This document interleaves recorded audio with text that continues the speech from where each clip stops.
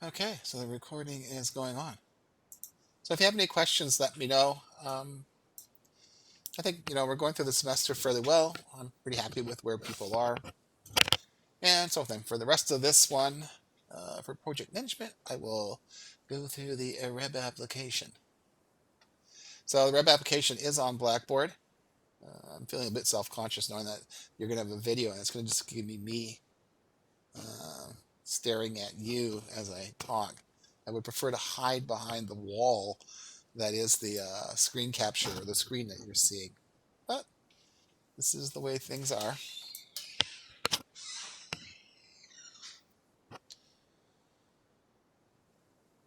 So now that you're, yeah, I got a question. Will combine literature review into your proposal research? As I said earlier, yes, you will. Yeah, I mean, I'm not here to.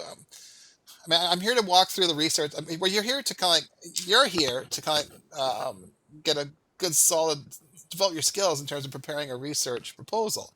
And yes, the first step is the literature review, and there's absolutely nothing wrong. Well, you've done the literature review, you wrote it, and if it's really great writing, all the power to you. I'm more than happy. Then you can just take that writing, and for many of it, just may simply be a copy and paste with some editorial changes to it. Tied to it. For others, the lit review may need a lot more work. Well, this will now be your opportunity to basically work on that, but now you're not working on it as a lit review anymore. You're now working on it as the introduction to your proposal. So it's the same body of writing, but you're going to continually be improving it. So you're not combining the lit review into your proposal, you're incorporating it into your proposal as the introduction. So you're going to have a number of attempts to continually improve it. Um, if your lit review is really outstanding, then you're ahead of the game, and that's great. I mean, you may have next your lit review could be so well written, A plus, A plus, A plus, that you could just simply have what's mostly just a copy and paste. That you know what, and that's well earned. And that's if you wrote an outstanding literature review and it's really structurally really well done, then you just copy and paste it, and then you have to add in a little section at the end in terms of this is what we propose to do, and then you're off to the races. If if your lit review is sparse, if you have maybe like one reference or two references, and you wrote maybe 1 or 2 pages double spaced, and it's really thin and poorly written, then you're at the opposite end. You're in a position where you've got to catch up because you weren't able to kind of prepare a proper lit review. Now you're going to have to do it. You're going to get a very poor mark. I'm not saying that's you, but you're going to get if that's the situation for you and it's really weak, you're going to get a very poor mark for your lit review. But you can redeem yourself, and you can seek redemption through the writing of an excellent introduction to your proposal, which I will review as in terms of the assignment for project management this week. I will review that revised document and give you feedback to help you further improve it. Because at the end of the day, I want everybody to be able to understand what's needed to write and to review literature for a research proposal. If you've done it really quickly and did an outstanding job with your lit review, you're kind of like ahead of the curve in some way. If you're at the back end of the curve where the quality isn't where I want to see it, well, you've got ground to make up, but you still have opportunity to do that. Okay. Any other questions? Okay. I see my little. Okay. The REB application. Oh, I need that. Okay. So REB application, you will see on Blackboard, there is an actual blank form for you to fill out. You will fill one of these out for your mock proposal. And when you're in your capstone project, you will fill one out for that too. Because the process for the ethics board, oh, okay. this is how it works. Um, as we saw, there's with the ethics board, um, what they refer to is a delegated review. If your research is deemed to be of minimal risk, so minimal risk research is research where you don't involve a vulnerable population or a captive population. So it doesn't involve, for example, students in a school, which would be defined as captive. If they're young and under the age to be able to give consent, they would be defined as being vulnerable. If it's people within an institution or people who have disabilities, for example, but the disability is such that cognitively they're incapable of giving consent themselves. We've had that situation. So if you meet those requirements, it's not a vulnerable population. There's no real physical risk or psychological risk to the person. Then the Research Ethics Board at Georgian has. Oh, you know what? I'm having network issues. I got a little pop up. Hang on a sec. Um,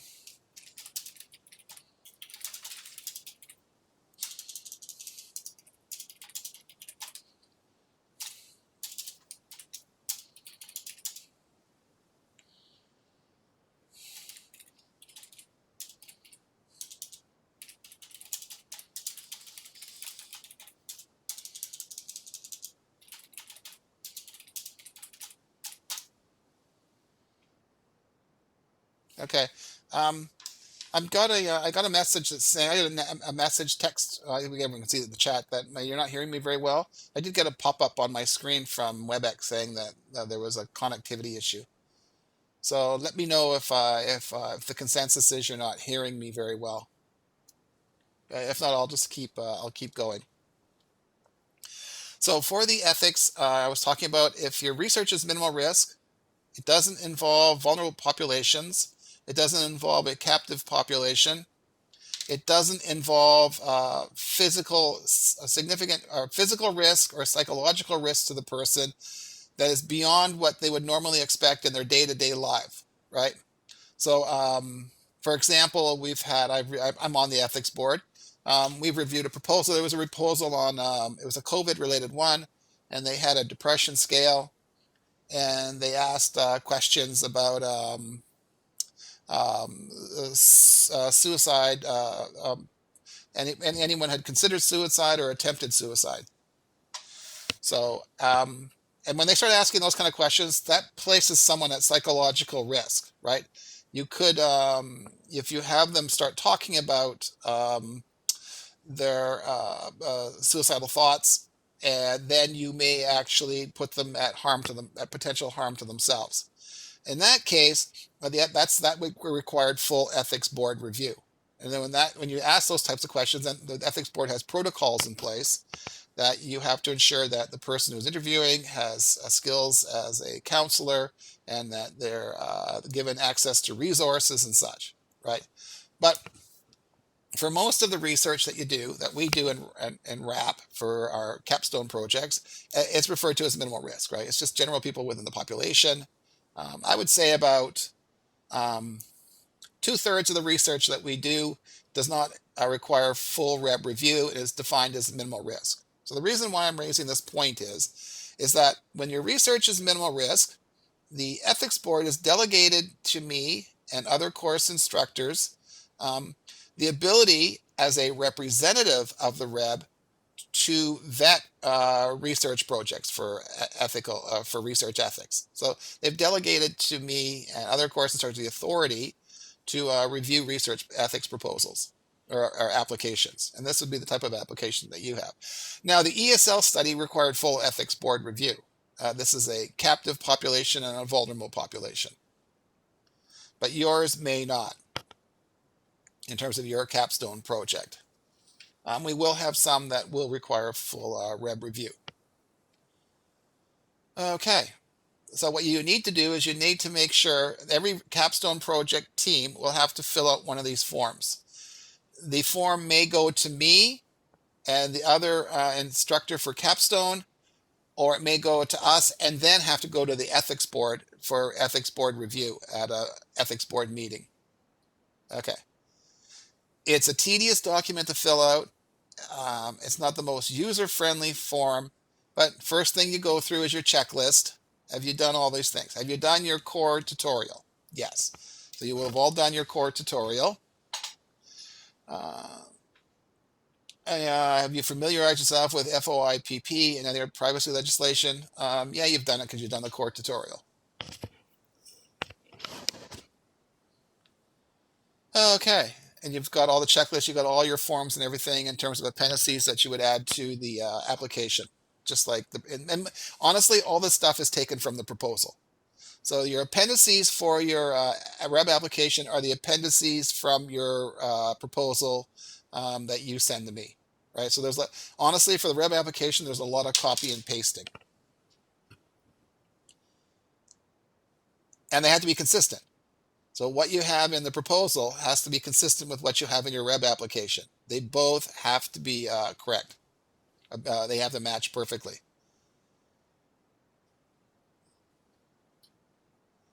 Okay, now this is where sometimes when I said on the proposal, you'll have the, they'll throw my name on the title page. So, like if I look at, I changed this proposal. So I don't know if I have, I won't, sorry.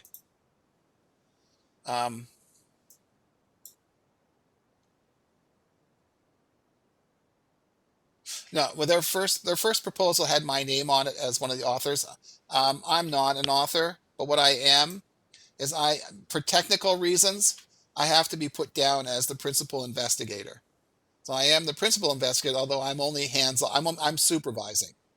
So as a supervisor, which kind of makes sense in terms of this is the authority in terms of decision making about the research. So when the research ethics board has questions about it, they come to me. But you are, as RAP students, you would be the lead researchers on the project in terms of working with the client. On the research ethics side of it, I'm the lead researcher because I'm the one that the board would deal with. You'll often see that too with granting agencies. So it's really weird that granting agency, the researchers aren't put down as the principal investigator, and sometimes it's the research officer within the research office at the institution. So it's just kind of weird. So, but I'm just making clear that on your proposal, it's you, and I don't have to have my name on it at all. The only time my name comes into is on the ethics side. And student investigators. Okay. One thing people typically mess up on the REB application form is the dates. And part of it is that's confusing. So indicate the anticipated commencement date for this project. Well, what is the commencement date? Well, that's not even clear. I'm on the board. So they're saying the commencement date should be the date the principal investigator expects to actually begin interacting with human participants. Okay, so that was when you started recruitment. So I've put down March 22nd. So March 22nd is here. Proposal approved by the client, and we're starting survey data collection. So survey data collection is starting on March 22nd. And that matches what's on the REB. So they start March 22nd. Anticipated completion date for the project is April 19th when the report is submitted to the client, right? So when you submit it to the client, the project is closed off. So that's the start and end dates. Okay. Now, which is kind of weird,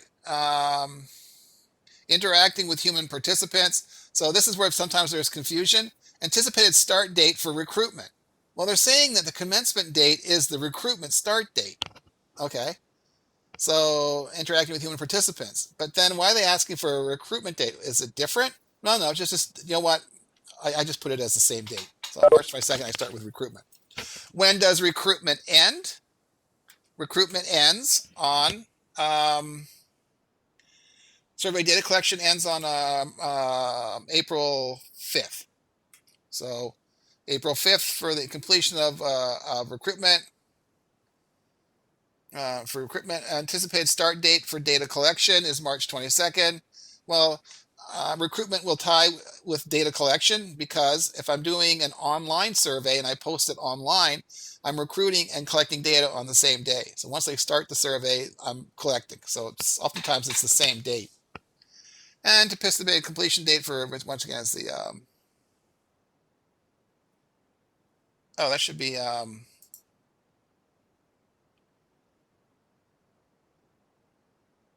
that's see, I screw this up. So I would have got nailed by the REB for making a mistake. I'll fix this. It's April. Oh, this is a PDF. Uh, hang on a sec. So I'm on the REB.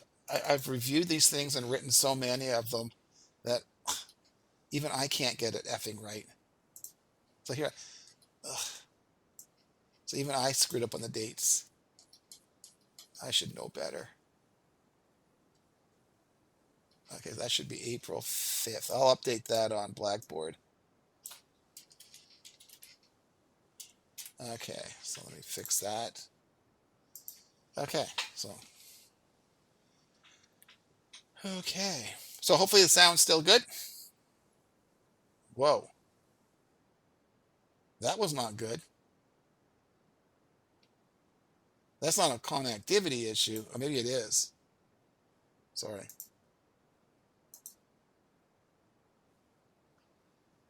Here we oh, I don't want that. I want there we go. Okay, I'm back in business.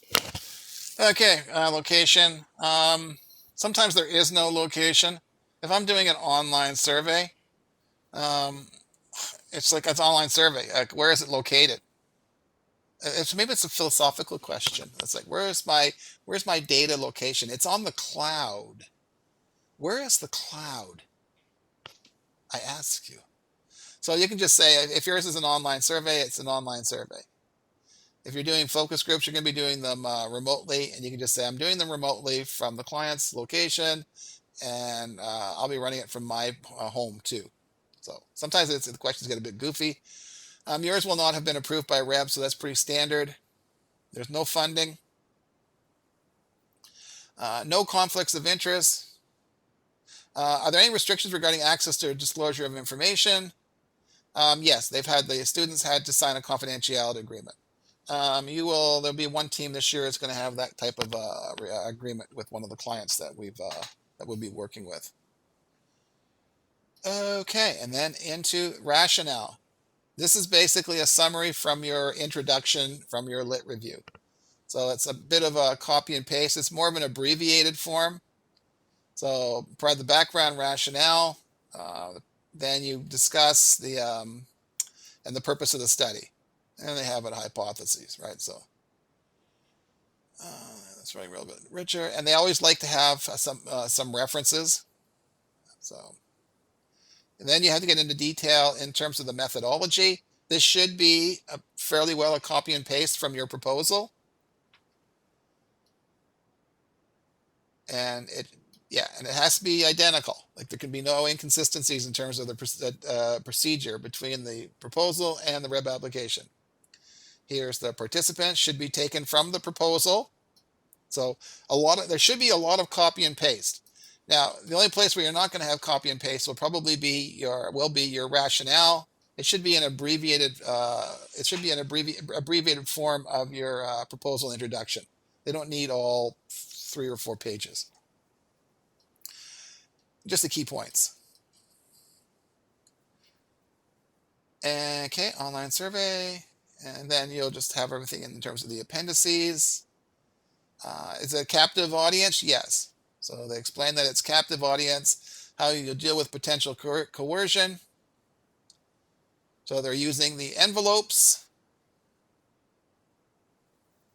They're using envelopes, no personal identifiers.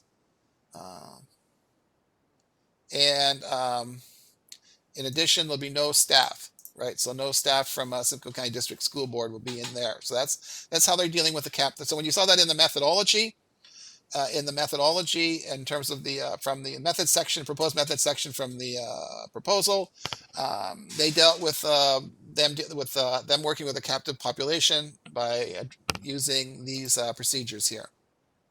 It's not indigenous. Is this a vulnerable population? Yes, they're ESL students.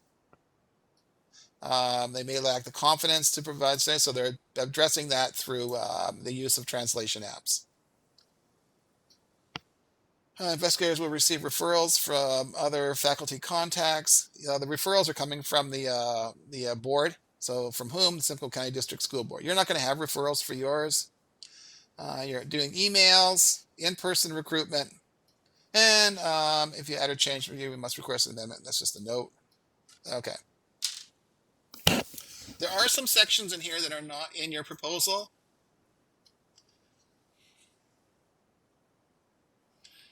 And so first and last, a collection of information and how that will be handled. Okay, so here's something that's not in your proposal, but it is on the REB application. In the proposal, typical proposal will go to a client. Clients really aren't interested in terms of the nitty gritty of what you're doing.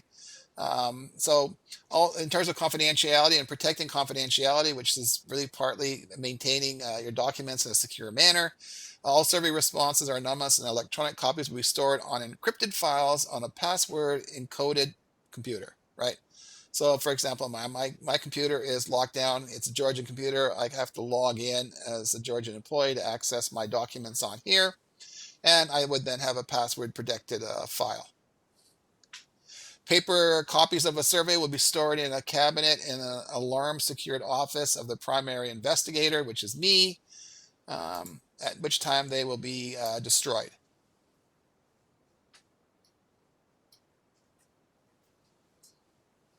Okay. Storage. It's a bit of duplication. It's a bit of overkill. Paper surveys will be kept in my office in a locked cabinet. I will be the only researcher with the key to the cabinet. A master door key is held by Georgian security. Okay. Not that there could be some big spy thing where there is some kind of espionage where Georgian security has been infiltrated. They have a mole. I'll shut up. Okay, on cloud-based storage or a server with appropriate security, yes, we use our infamous eSurvey Creator. An eSurvey Creator is located in Zurich, Switzerland, and is under the governance of the European Union's General Data Protection Regulation. Perfect. So that's nice to know.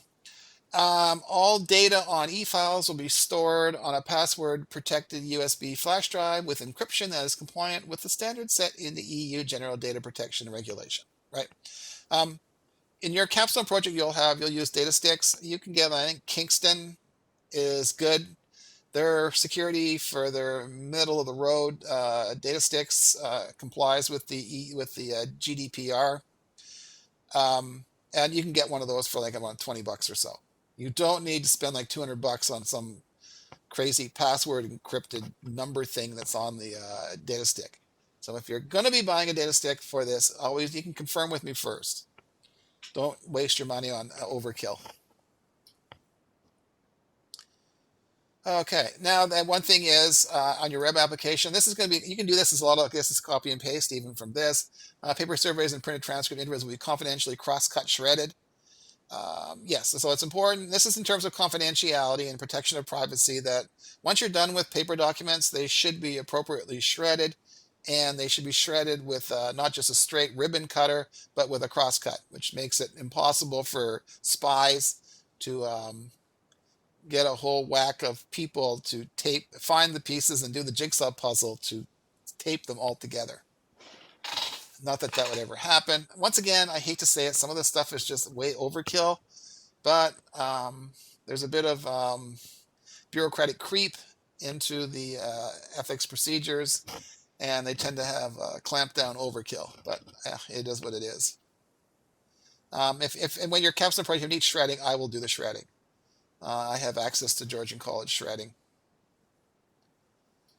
All audio recordings will be transferred from the digital audio recorder at the site of each interview into a password-protected encrypted USB drive and will be deleted. Each researcher will transcribe their own recordings from their own encrypted password-protected USB drive. Once again, we've kind of like ratcheted down in terms of security. There will be no secondary use of data in your case, and for most studies there isn't. there was, in terms of risk to participants, there could be, depending on, you may have that even for your mock proposal, depending on what the topic is. There's some social risk, psychological risk, embarrassment, where you're upset. Yes. So then, if you have these, how do you address them? The use of translation apps, and then there will be no, so let's maintain their privacy to be able to do this with the best um, data in terms of technological support. Okay. Okay. One section of this thing is that this is with potential benefits. For the research itself, there typically, almost always, 99% of the time, there is no benefit to the individual. There'll be benefits to the program.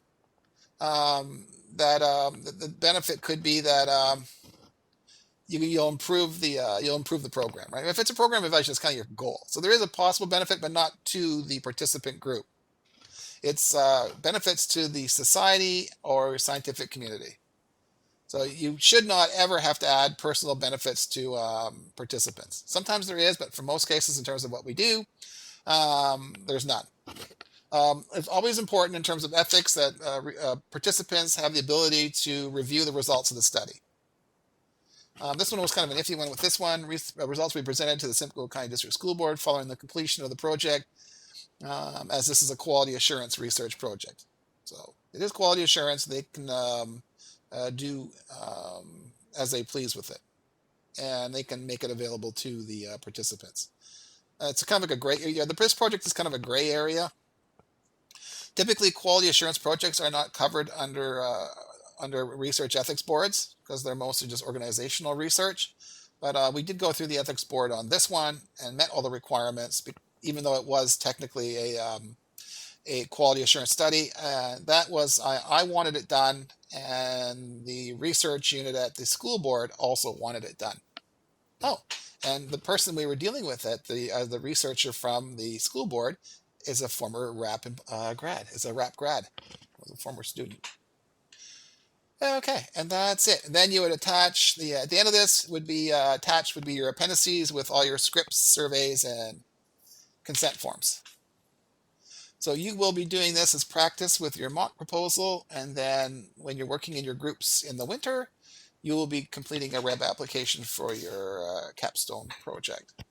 So that's an overview of completing the REB application form and the REB process. Most of you, the person who will be reviewing your REB application will be me and the other instructor for capstone.